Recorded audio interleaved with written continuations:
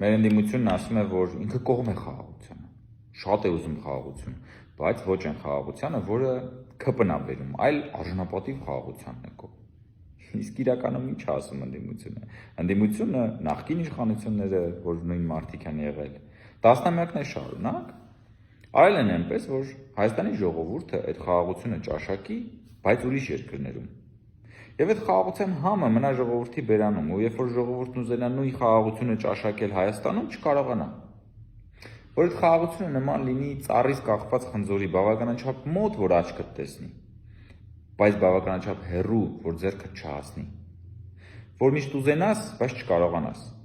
Որ աչքդ տեսնի, համը մնա բերանումդ, բայց զրկված լինես։ Որ միշտ լինի մեկը, որ կարողանա քո փոխարեն այդ խաղաղությունը, այդ խնձորը քաղել ու տալ քեզ, բայց չտա։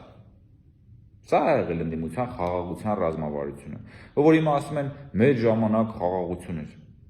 Ոչ, ձեր ժամանակ խաղաղության պատրանք էր։ Այդ ծառից կախված խնձորը, որ աչքը տեսնում էր, բայց ձեռքը չէր հասնում։ Այսօր մենք ասում ենք, որ խաղաղությունը մեր ձեռքի հեռավորության վրա է, որ խաղաղությունը մենք ենք քաղում, քաղել ենք, որ մեր ժողովրդի հետ այդ խաղաղությունը քաղելու եւ ճաշակելու ենք։ Եվ սա է իրական խաղաղությունը։